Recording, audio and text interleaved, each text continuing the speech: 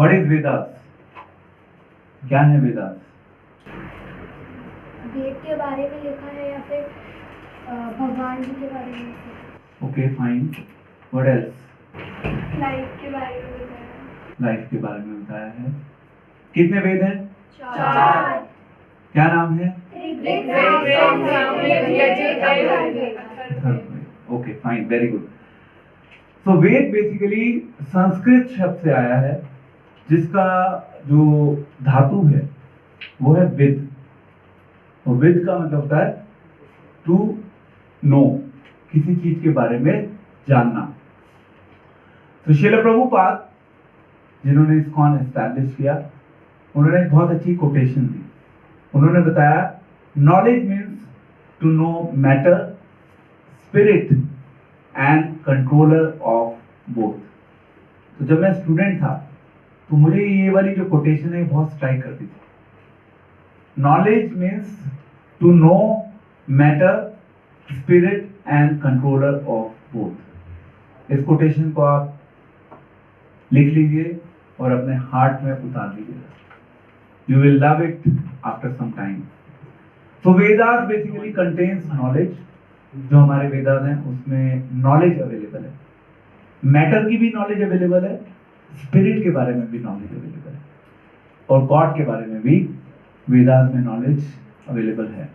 अब एक बहुत इंपॉर्टेंट क्वेश्चन जो जनरली सोसाइटी में लोग पूछते हैं कि ये जो वैदिक नॉलेज है, ये वैदिक नॉलेज तो एक माइथोलॉजी है, इसको बस किसी ने लिख दिया एंड अब उसको कुछ लोग उस नॉलेज को फॉलो करते हैं। तो क्वेश्चन ये है, क्या वैदिक नॉलेज माइथोलॉजी है या रियलिटी है? रियलिटी है, ठीक है। तो आप सबने ये एक्सेप्ट किया, बट अगर आप सोसाइटी में लोगों से बात करेंगे, बहुत से ऐसे लोग होंगे जो आपको, जब आप थोड़े से बड़े हो जाएंगे ना, 2 साल बाद, 3 साल बाद, आपको बहुत से ऐसे लोग मिलेंगे, वो कहेंगे it is just mythology, it is not reality, ऐसे किसी ने इसको लिख दिया। तो आप कैसे उसका जो ऑब्जेक्शन है उसको कैसे रिफ्यूट करेंगे? तो मैं आपको कुछ 5-6 पॉइंट्स बता रहा हूँ, जिसके बेसिस पे आप इजीली उसके जो आर्ग्यूमेंट्स हैं उसको आप डिफीट कर सकते हैं।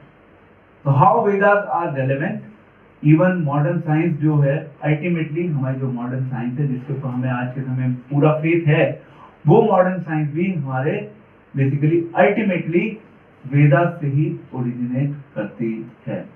सबसे पहला फायर बैक्टीरिया। हमारे वैदिक नॉलेज के अनुसार जो फायर होती है, फायर में भी बैक्टीरिया होते हैं, एलाइव बैक्टीरिया होते हैं। और पहले मतलब आज से 200 साल पहले हमारी साइंस नहीं थी, 200-250 साल पहले ऑन एन एवरेज, उस समय लोग ये मानते थे कि फायर में बैक्टीरिया नहीं होता। बट हमारी जो वैदिक साइंस है, हमारी वैदिक नॉलेज के अनुसार it is already proven fact कि फायर में बैक्टीरिया होता है।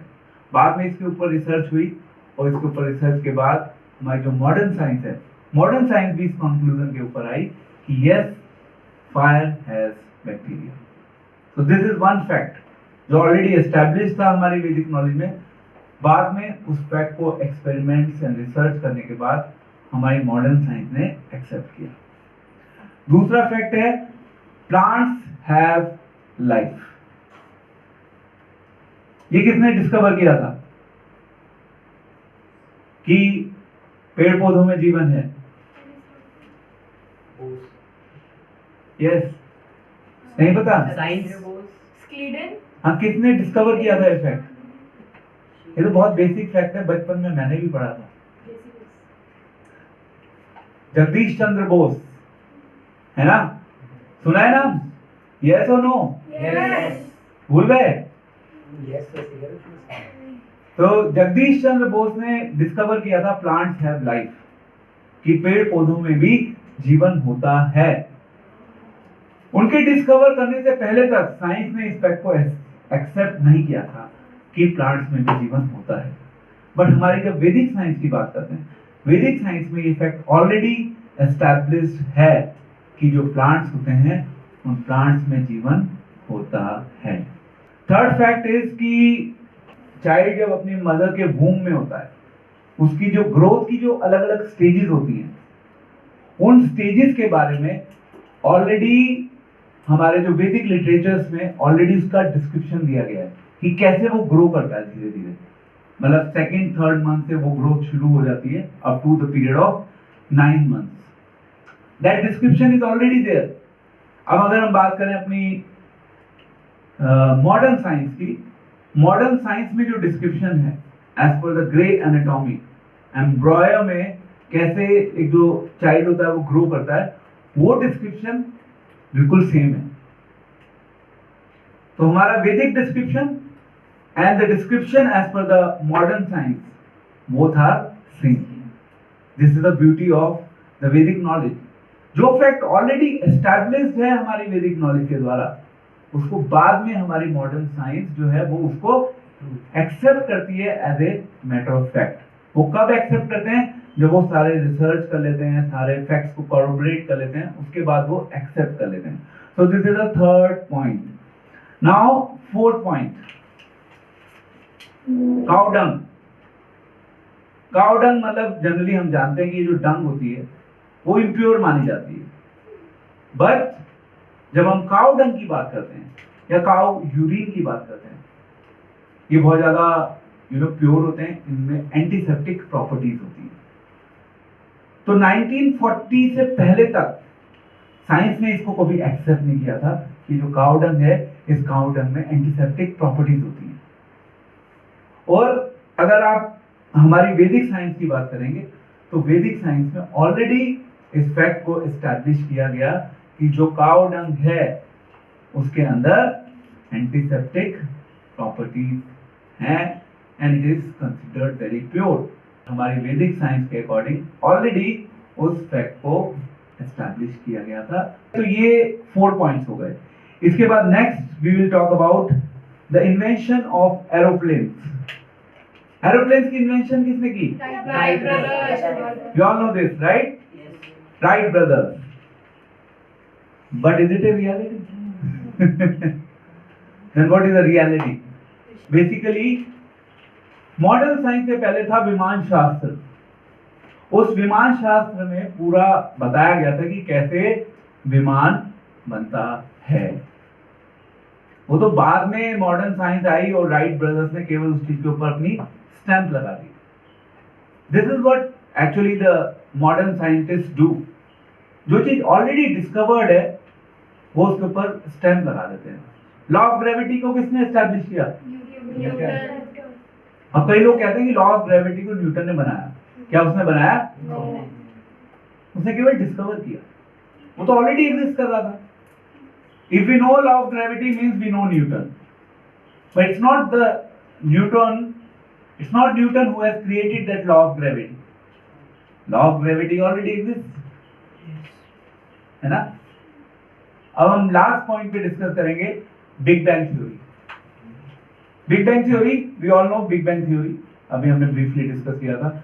अभी बिग बैंग थ्योरी के अकॉर्डिंग क्या प्रिंसिपल है कि एक बहुत बड़ा धमाका हुआ गैसेस का कॉम्बिनेशन से, that explosion led to creation of this whole material universe, जिसको हम अपनी आंखों से देख पा रहे हैं कि पूरी क्रिएशन एक्सप्लोजन से हुई।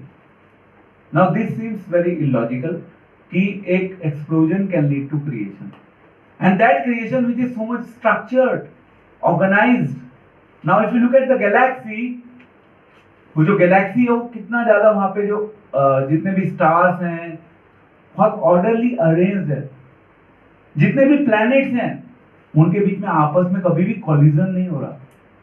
कभी भी कॉलिजन हो गया तो ये पृथ्वी तो खत्म हो जाएगी। So everything is structured so nicely. Can that come from the explosion? It is not possible. Logically possible नहीं। इसके ऊपर we'll have a separate session, but जो बिग बैंग थ्योरी है वो हमें बचपन से ही स्कूलों में पढ़ा तो दी जाती है, बट उसका कोई साइंटिफिक मतलब लॉजिकल बेसिस नहीं है।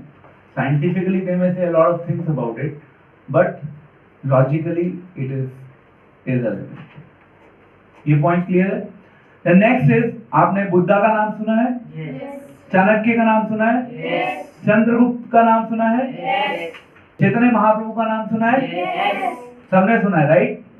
ये जितने भी पर्सनालिटीज है, अशोका एम्परर, इसका नाम तो सुना ही होगा, अशोका। ये सारे डिस्क्रिप्शन हमारे वैदिक स्क्रिप्चर्स में ऑलरेडी थे। ये जितनी भी पर्सनालिटीज हैं, ये पर्सनालिटीज कब से आई? Buddha came from last 2500 years, 2500 साल पहले आए लगभग। और जो हमारी वैदिक नॉलेज है, at least as per the latest fact, वो एटलीस्ट 5000 ईयर्स पुरानी है। तो जो पर्सनालिटीज बाद में आई, उन पर्सनालिटीज का डिस्क्रिप्शन हमारे वैदिक स्क्रिप्चर्स में ऑलरेडी है।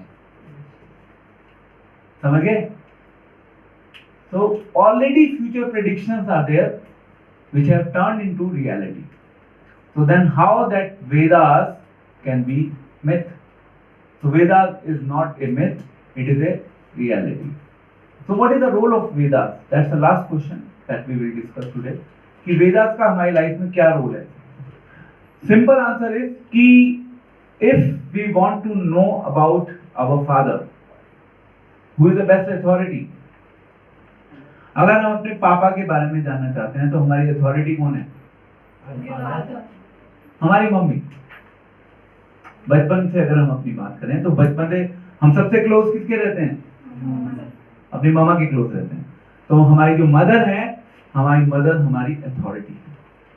तो इसी प्रकार से अगर हम हायर साइंस यानी कि गॉड से रिलेटेड साइंस और अपनी लाइफ के बारे में जानना चाहते हैं तो हमारे लिए अथॉरिटी है हमारे Vedas. Is this clear? Yes. So Vedas are not a myth, Vedas are reality. और जितना हम उसके डीप में जाएंगे उतना हम उसको एक्सपीरियंस करेंगे कि yes, it is a reality. So don't consider it as myth in your life.